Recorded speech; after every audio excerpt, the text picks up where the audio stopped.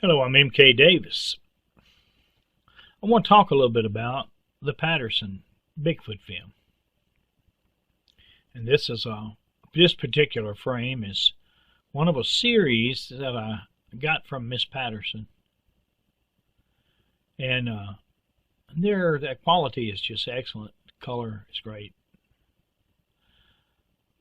This is of kind of a controversial nature. It's a hole in the sandbar. A lot of people, when I first got it, of course, the quality wasn't good on some of the other copies of it. But they were saying this is the creek. No, it's not the creek. It is a hole full of red material. And I hee-hawed around for a long time, arguing this and that. But I went and had an expert look at it. Not an expert on Bigfoot, but an expert on optical physics. Worked for the U.S. Navy, I believe. Name is Bruce Maccabee. Before we get into that, let's just look at some other copies that I have. Let me...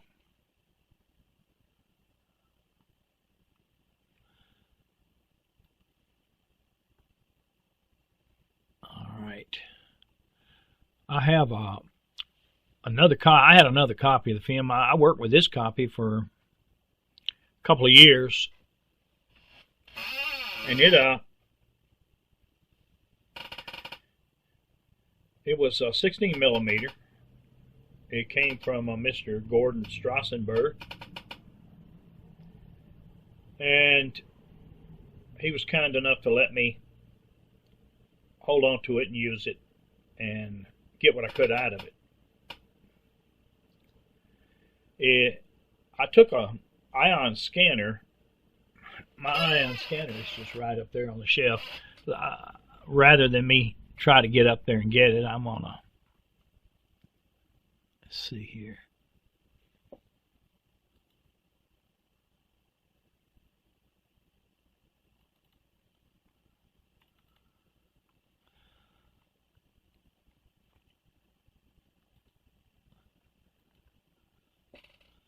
I'll just, it's a popular scanner.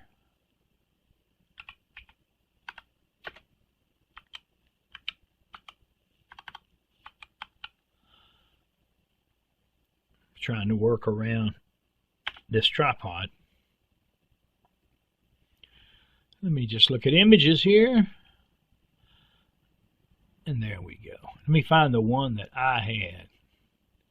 And that looks like it right here. Right there.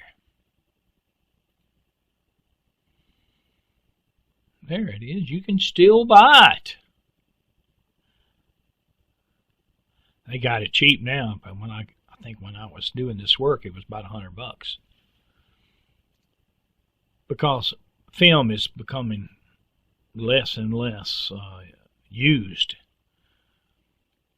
But what you did was you took 35 millimeter and put it in one of these little jigs and run it through here, and then it shot a beam of light up through there and projected an image, and it came out on this little screen, and you hit a button that says copy, and it copies it digitally onto your computer.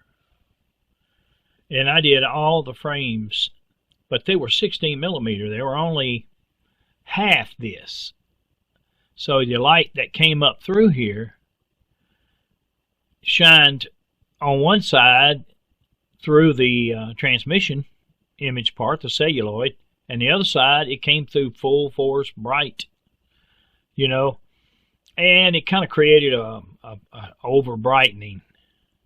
So what I did was that I took cardboard and I made a strip and taped it halfway down here and blocked off this part, made the light go through here, and that worked.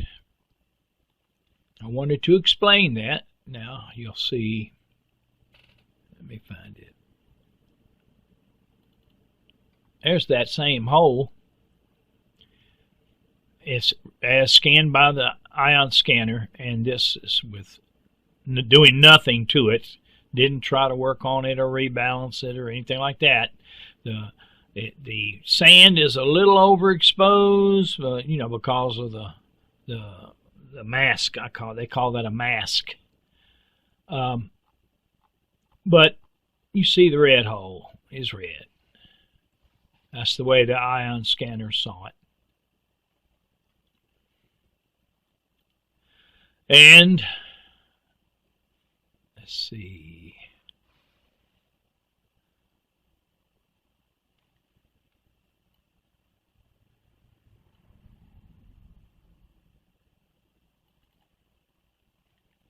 This is the one from Miss Patterson.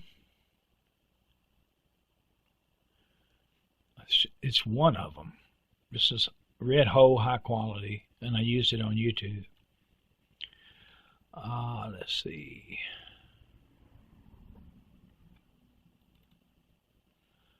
This is, oh, look. This is several of the Gordon Strassenberg copies. And what I did was I continued to put them in until they formed a complete picture of that hole.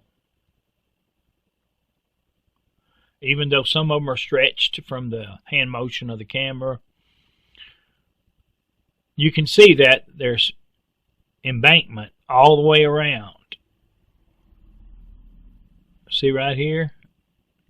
That's not the creek. It's a hole.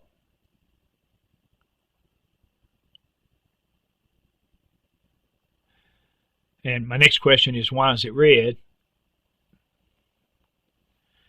And you got to understand that I deal in images.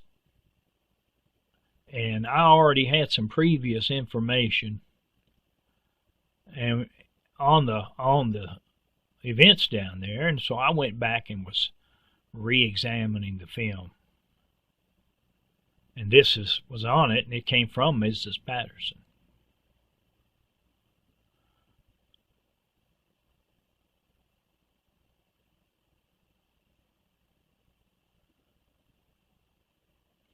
Have you ever heard of Peter Byrne?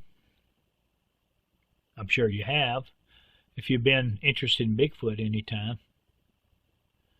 Peter told me, he said, that when Roger told him, Roger Patterson that is, that when they came around the bend, that the Bigfoot, and let me go back to where I can just point to the Bigfoot right here. The Bigfoot right here was standing down here, and it had something black in its hands. It wasn't standing, it was squatting. And it was licking whatever it was. Patterson took it to be a black rock, but it was licking it. And that's something that is escaped all retelling except for Peter Byrne.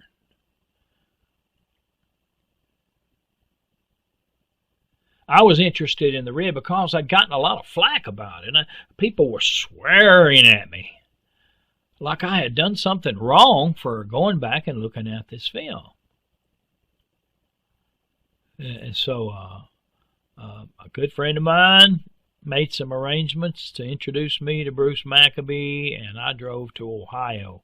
And it wasn't good weather at all. And I drove up there and I met Bruce and his wife Jan, and we had a kind of lengthy discussion, and I think we went out and ate. Then I got the ion scanner. I loaded it with the film, and then I put a brand new SD card in it. I took it out of the package, and they witnessed me put that SD card in there. And I got this red image right here. And I saved it to that SD card, let Bruce look at it.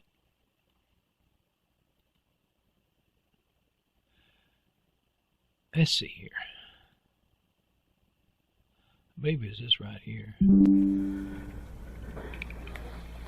That I did not color that hole. Just from the scanner under the SD card. Yes, sir. Yes, sir. I saw The the material in it, the very beginning of the film, the hole that's got the red material in it, Dr. It's kind of dark in there, but the film is loaded, and I had just done this. I had just saved that image and let him look at it. And he's going to testify. I believe he could vouch for me that I did not color that hole, and that hole is actually on the film. Also, would you do that, sir? Yes, sir. I saw you run the film through this little scanner here and take the images from the scanner onto the SD card, put it in the computer, and show what the SD card had on it for images. And sure enough, that hole looks red. Looks like it's red sand or red, whatever the material is, ground up slate or whatever. It looks redder. Looks like it could have been red liquid that had dried into this hole. Yeah. Okay. Well, that's good enough for me. Red is red. Always has been. Thank you. Historical consistencies and inconsistencies and All right. convoluted.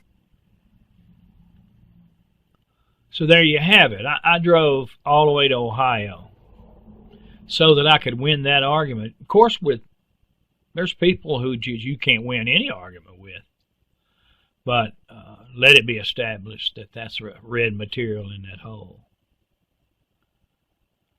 Now, given what I was told by Miss Patterson, that I had to continue to look at this film, I had a moral responsibility. So, let me go back and discuss this, if I can find it. Maybe right here.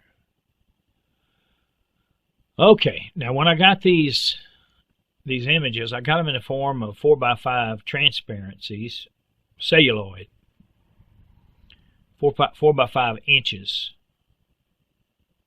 And I got them, and I had them scanned. Let me see if I have these. I may have them right here. If I don't have to dig them out, I ain't going to dig them out.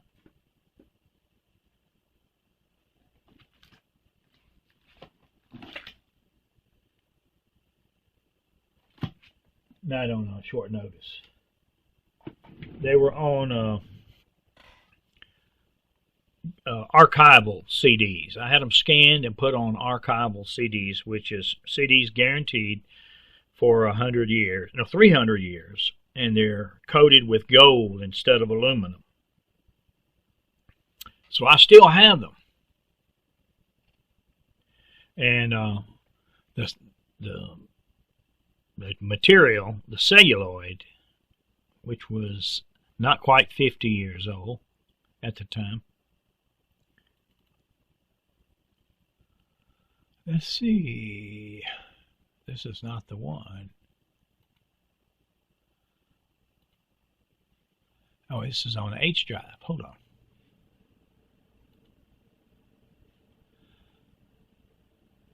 Go to F drive.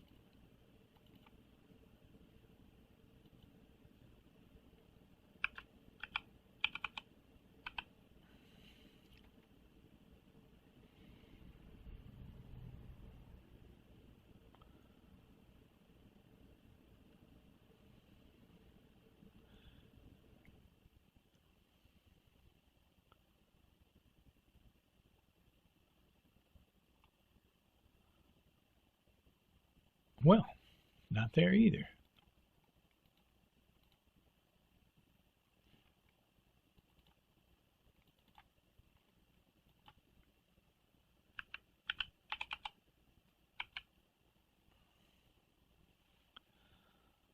All right, Creek Images. How about that? If you'll look at them there, they're kind of tinted red. That is not the dye. The dye was perfect. It was the plastic itself. that tinted red. See, there it is when the plastic is tinted, and it easily corrected. Everything's got it. But the dye and the picture is in excellent condition.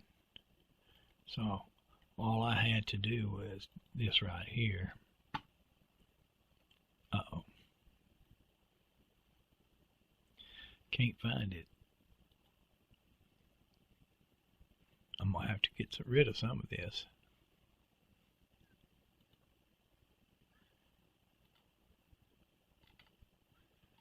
All right.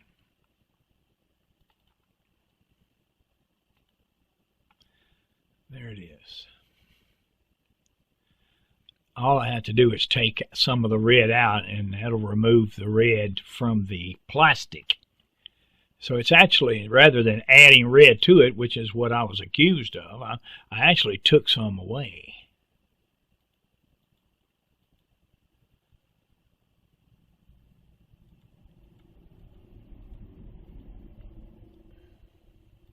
Just boosting the contrast.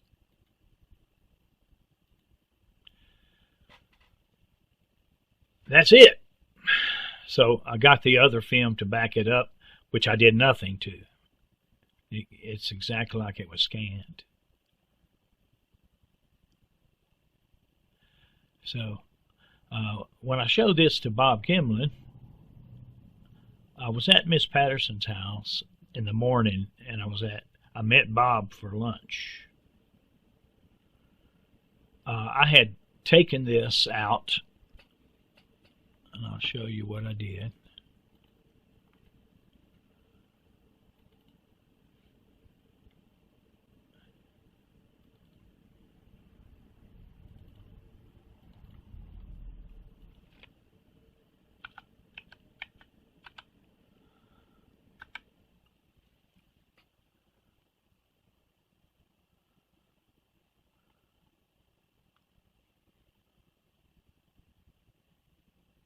I can't lock my eyes onto it.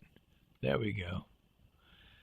This is, now you see in that sunlight everything changes. It was, that red only showed because it was in the indoors. That the red from the plastic, that sunlight. What I did was I went out in her yard and held it up to the sun and put a piece of typing paper behind it, white typing paper. And this is it. You see my thumb is perfectly normally colored.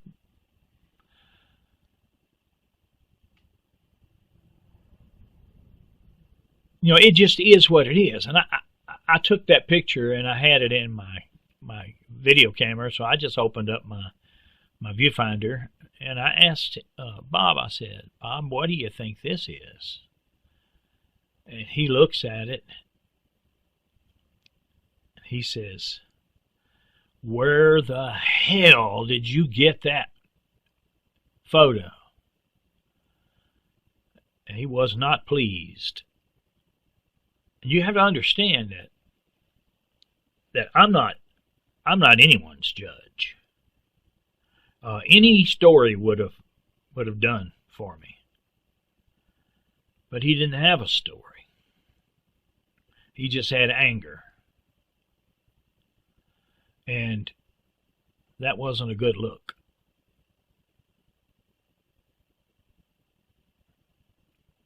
So what do? I just continued doing what I was doing. It's revisiting the film. Revisiting the story. The years gone by, and more came to me.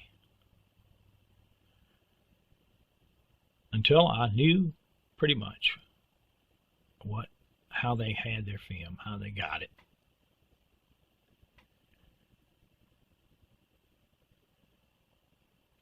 So that's how you take a video or film of a Bigfoot in broad daylight. You do it like they did it. I know a lot about it.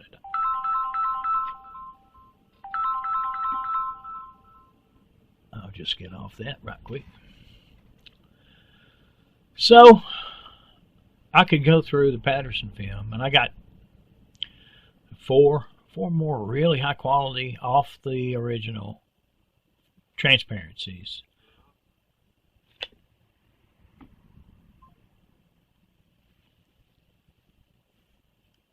I don't know why that. Oh, I'm trying to operate the phone upside down. All right. So I'm gonna leave it there. You can see the plastic. That sunlight, it's yellow, and it kind of countered that red in that plastic. So I didn't have to do anything to it.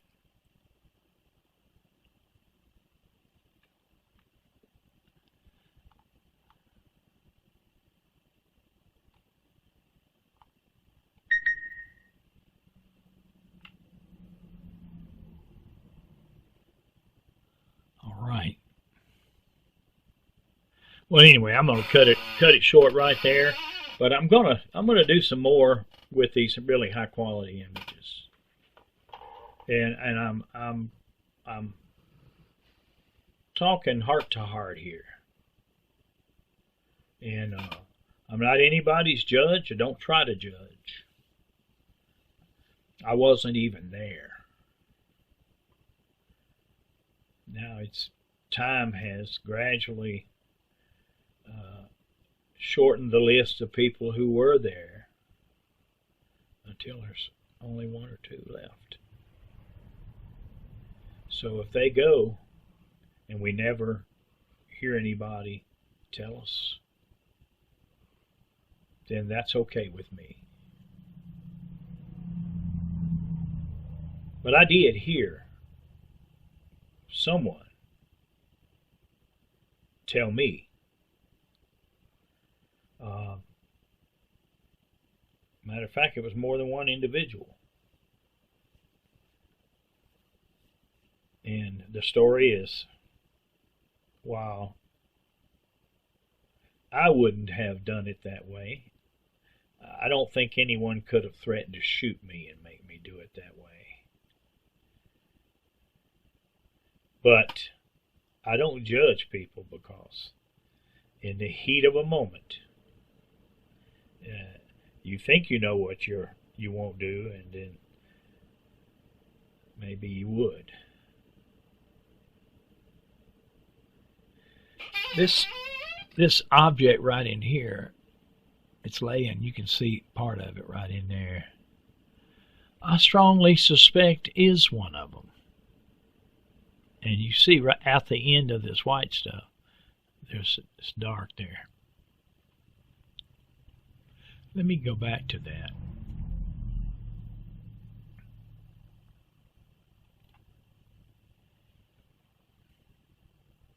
I don't need the thumb thing.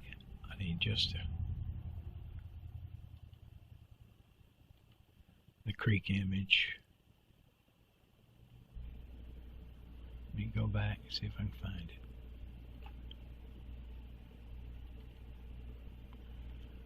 Let me go. Oh, here we go.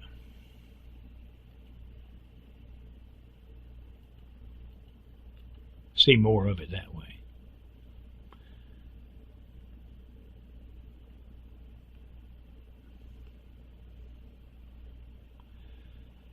I went out there myself, just curious.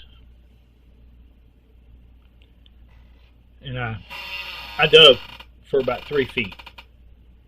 Well, I wasn't the only one that dug. I mean, Don and Ken. And we hit just solid rocks after a while. So it wasn't enough sand to prevent water from leaching in from the creek. And that's what happened here. Let me see if I can find. There's one other thing that shows in the film. I'm going to go up there and see if I can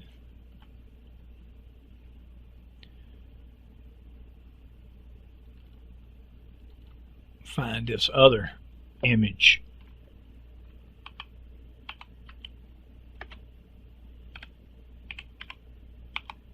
I think I can. Red hole, red hole, red hole. There it is. It's called Red Hole Trench. You see, this is on the Strassenberg copy of the film. You see these separate frames, a frame, a frame, a frame. Okay, this right here was below the embankment. When he filmed that hole, he had come up the embankment. They had dug a trench and tried to drain the hole. And that's what this is. Same material, just in a 6/8 inch rivulet.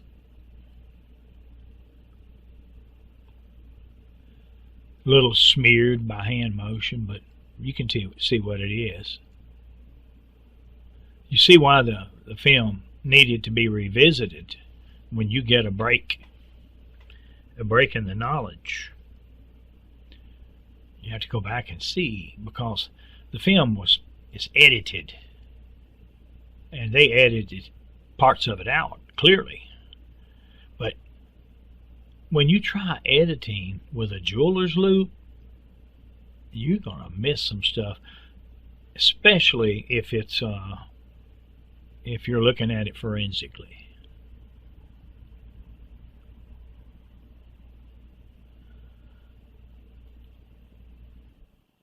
Pay attention to this to the comments. There'll be a link in the comments, and you can get you a little prize. I thank you for your time.